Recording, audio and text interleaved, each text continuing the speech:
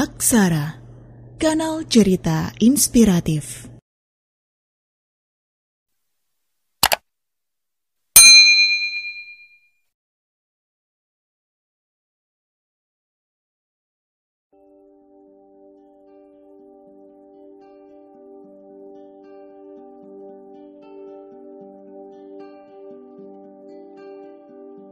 Dentuman gitar mengalun syahdu saat terpaan panas menyinari hamparan tanah yang berdebu.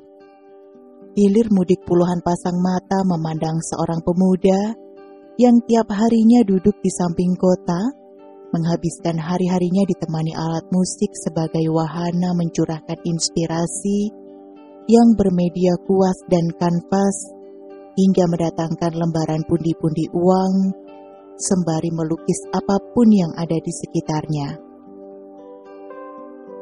Wangsa, begitu disapa. Tiap hari dia bekerja di sebuah kawasan pasar seni daerah pinggiran kota. Pekerjaan yang dianggap oleh orang sebelah mata dengan hasil yang tak seberapa. Namun, dengan jiwa seni yang mengalir di tubuhnya, menjadikan dia tetap tegar jalani hidup tanpa perhatian orang-orang yang dia sayangi. Meski bekerja mulai siang hingga larut malam tanpa mengenal rasa lelah. Rasa lemas dan letih menjadi sangat terasa ketika menjelang tidur seusai pulang kerja. Apalagi melihat kondisi ukuran kamar kontrakan seluas 2 kali 4 meter. Seakan tak layak menampung tubuh untuk bersandar, untuk mengobati rasa letih yang harus dibayar mahal. Saat pagi pun, Wangsa mengurus keperluan sendiri di pagi hari, mulai menyalakan kompor untuk menanak nasi, hingga memasak air. Karena kebiasaan yang tidak bisa ditinggalkan Wangsa di pagi hari, dengan menyeduh kopi, sambil menghisap sebatang rokok yang selalu tersedia di loker mejanya. Itulah kebiasaan hari-harinya. Sembari menghisap sebatang rokok di pagi hari, Wangsa teringat waktu kecil saat-saat itu. Dia hidup tanpa arah dan bimbingan orang tua karena tidak jelas di mana mereka berada. Wangsa mengawali hidup dari sebuah panti asuhan, sebuah tempat yang diklaim orang sebagai tempat pembuangan. Dan kini, dia mengabaikan masa-masa suram saat itu. Dia lebih menikmati hidupnya saat ini untuk mencari jati diri. Sampai suatu hari seperti aktivitas biasanya, dia berangkat kerja menuju pasar seni dengan ditemani beberapa peralatan musik dan seni yang selalu menyertainya.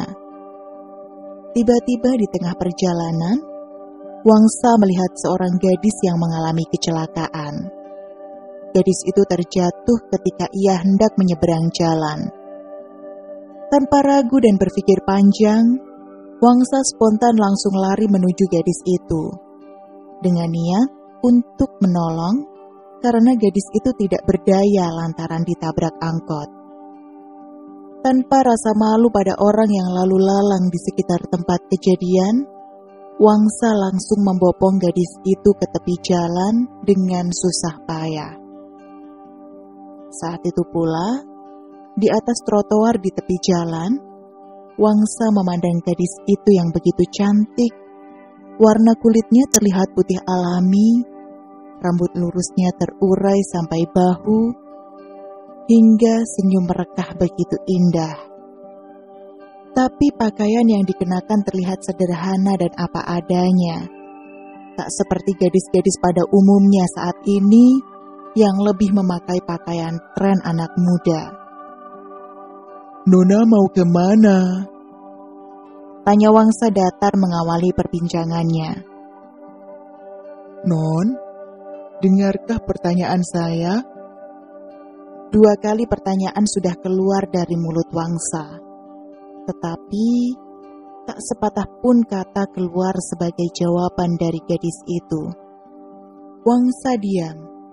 Gadis itu mulai menggerak-gerakkan tangannya meraih pundak Wangsa. Wangsa pun kaget seketika. Gadis itu hanya menggerak-gerakkan mulutnya tanpa ada suara yang jelas.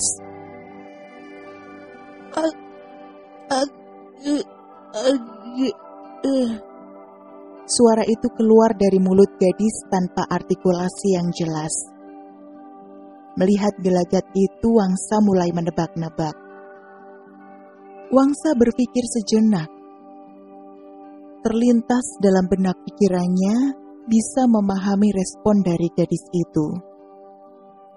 Melihat cara pandangnya yang tidak seperti dua orang yang sedang berkomunikasi.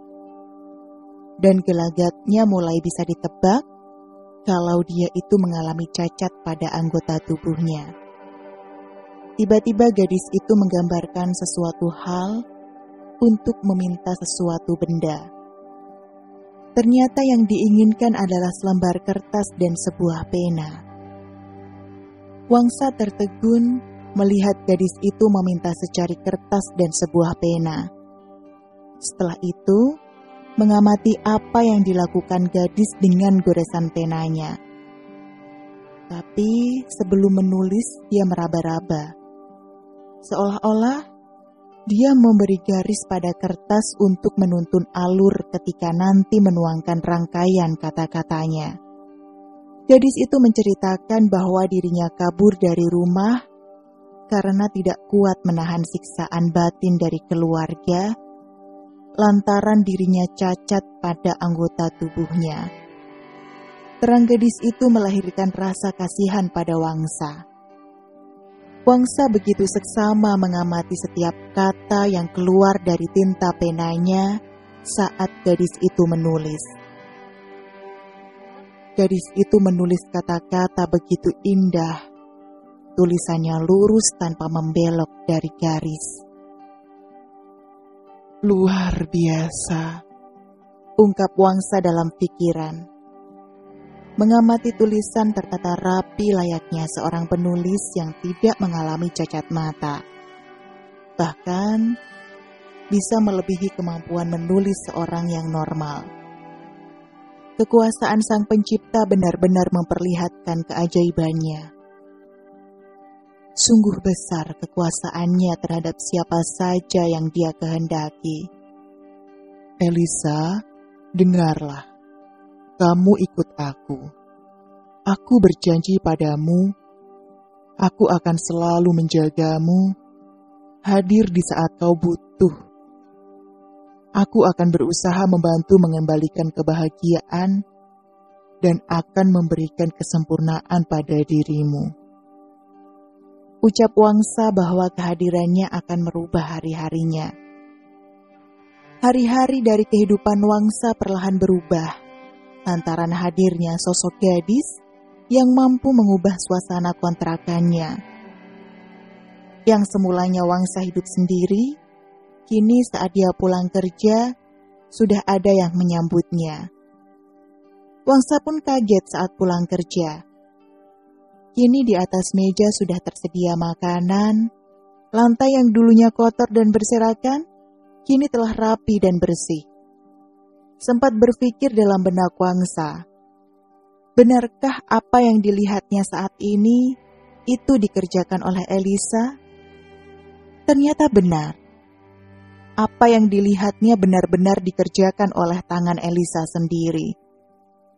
Dalam renungan Wangsa, apakah Tuhan menghadirkan seorang bidadari yang bersembunyi dalam kelopak bunga yang menebar wangi, layaknya bunga yang belum tersentuh oleh tangan manusia yang Dia persembahkan padanya? Di sela-sela aktivitas kerja, Wangsa menyempatkan waktu mengajak Elisa menikmati suasana luar, sembari diiringi sendagura Wangsa sambil diiringi petikan gitar, menyanyi, berdendang bersama, menghibur suasana hati Elisa yang sedang pilu. Walau hanya bisa tersenyum, namun keceriaan mulai muncul dari aura mukanya. Tak terasa hari-hari Wangsa dijalani bersama Elisa begitu cepat. Waktu seakan mengalir terasa hangat kala bersamanya. hingga melahirkan suatu kedekatan yang tak terduga. Seakan terjadi transformasi hati antara keduanya. Begitulah awal tumbuhnya benih-benih asmara Wangsa kepada Elisa. Matahari tenggelam tergantikan kilauan purnama. Elisa duduk menikmati udara malam. Wangsa menghampiri Elisa dengan membawa suasana hati yang penuh dengan cerita cinta. Hingga mengucapkan kata-kata yang mewakili perasaan Wangsa malam itu. Kini kebahagiaan telah datang padaku, laksana bintang yang datang menghiasi bulan. Sekarang, pangeran sudah tidak sendiri, karena telah datang seorang putri.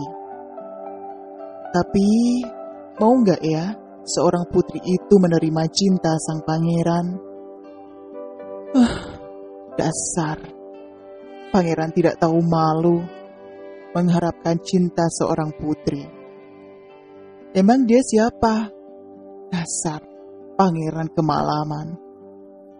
Di samping pintu dekat Elisa, Wangsa bicara sendiri sambil menatap bintang-bintang yang bertebaran. Dia berharap ocehannya dapat ditangkap oleh Elisa. Setelah Wangsa berbicara panjang lebar, Elisa tanpa memberikan isyarat apapun pada Wangsa. Bak orang yang tak menghiraukan kata-kata orang lain, Elisa hendak beranjak dari tempat duduknya. Tapi seketika itu pula, Elisa perlahan mencoba meraih tangan Wangsa. Dengan membukakan telapak tangan Wangsa, Elisa meletakkan setangkai bunga dengan mengikatkan di tangannya, menggunakan pita yang selama ini ia gunakan untuk mengikat rambutnya. Setelah itu, Elisa meletakkan ikatan itu di dada Wangsa di bagian kanannya.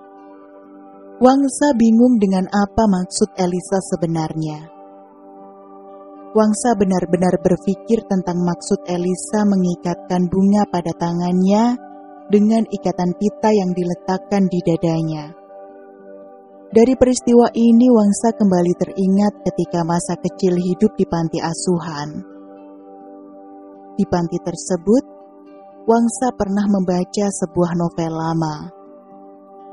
Dalam novel itu diceritakan tentang kisah seorang gadis yang hidup sendiri, yang sepi dari cinta. Demi untuk mengobati rasa kesendiriannya, ia melakukan hampir sama dari apa yang telah dilakukan Elisa. Gadis itu berharap suatu ketika nanti, Sang Pencipta memberikan sosok kekasih yang ia ibaratkan laksana tangan yang terikat erat dengan setangkai bunga. Kini semangat hidup Wangsa sudah terasa. Wangsa bertekad dalam hati tanpa sepengetahuan Elisa. Wangsa mulai kerja dengan paruh waktu, di samping ia bekerja sebagai seniman di pasar seni. Dengan tekadnya untuk mengobati Elisa menuju kesembuhannya. Suatu ketika di sore hari di sela-sela kerja, langit terlihat mendung dan sebentar lagi kemungkinan akan turun hujan. Kondisi jalan raya pun tampak sepi dari lalu lalang kendaraan.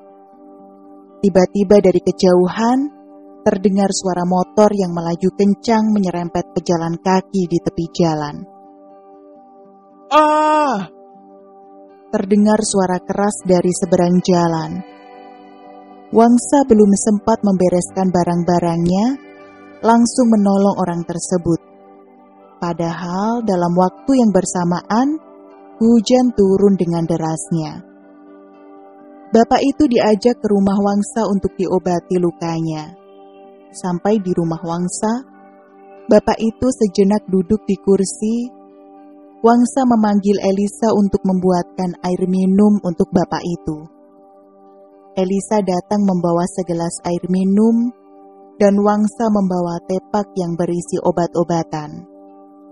Setelah itu, Elisa duduk di samping Wangsa. Oh iya, saya belum kenal dengan nama Anda. Tanya bapak itu. Saya Wangsa, dan ini Elisa. Jawab Wangsa memperkenalkan diri sembari mengenalkan Elisa yang ada di sampingnya. Saya Budi.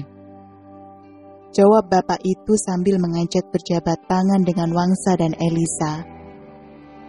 Dari perkenalan tersebut, bapak itu tercengang ketika Elisa tidak membalas jabatan tangannya. Maaf Pak, Elisa ini mengalami cacat. Ia buta dan tak bisa bicara. Jelas Wangsa pada bapak itu. Seketika itu Wangsa bercerita tentang apa yang dialami Elisa. Mendengar cerita dari Wangsa, bapak tersebut merasa iba dengan apa yang dialami Elisa.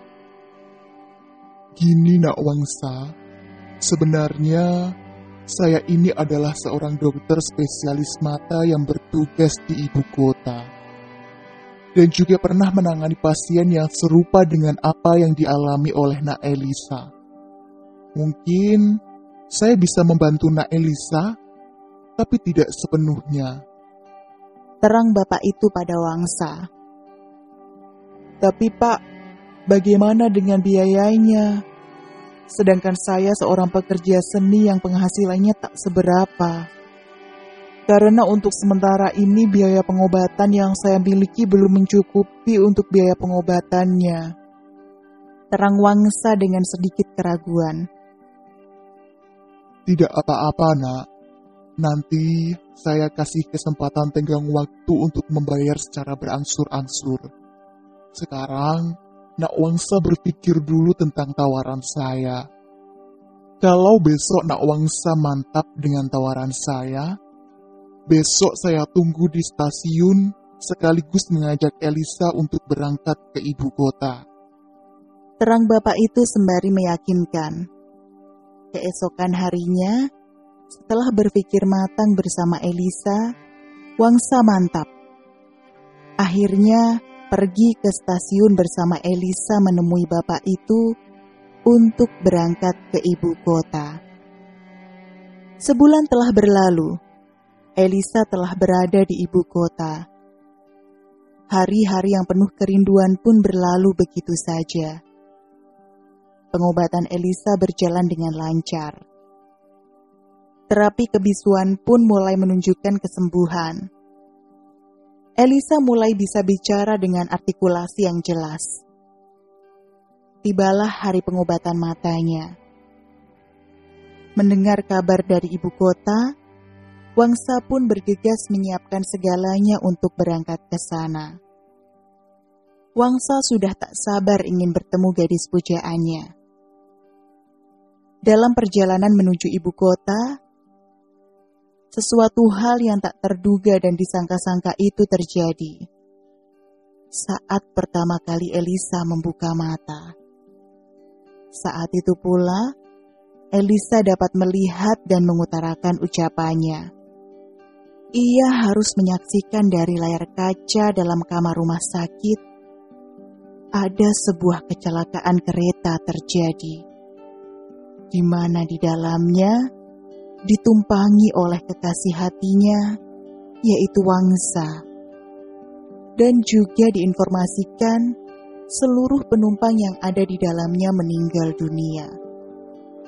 Rasanya tidak terima pada apa yang Elisa lihat. Elisa berteriak sekencang-kencangnya. Tidak! Tidak mungkin Tuhan! Tidak mungkin Tuhan! Tidak mungkin.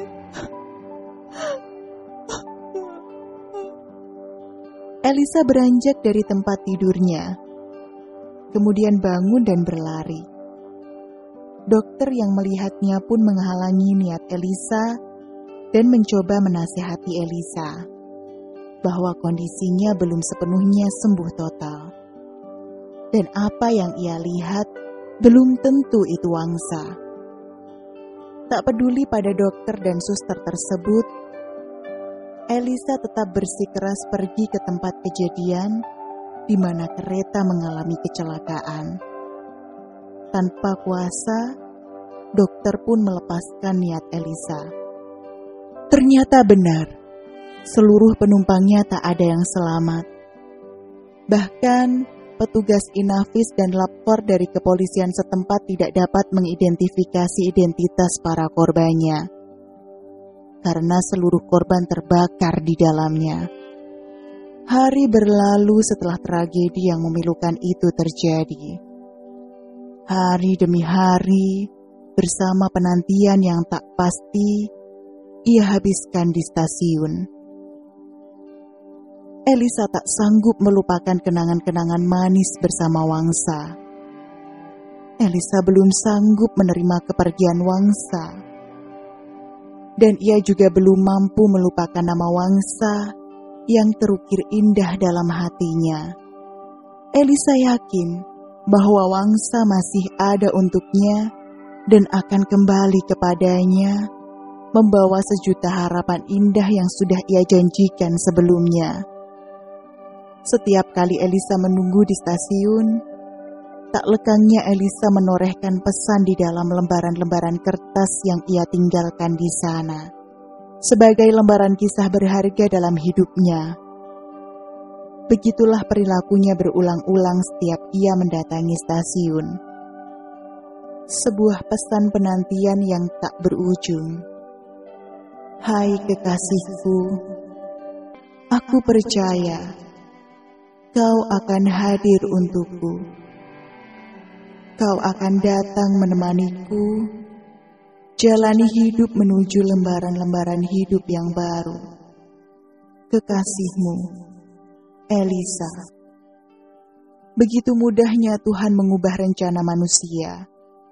Semudah manusia ketika membalikkan tangannya. Pada hakikatnya, manusia hanya bisa berusaha. Tetapi Tuhan jualah yang mempunyai kuasa atas segalanya. Begitu tercapai kesempurnaan. Namun, kebahagiaannya hilang dalam sekejap mata.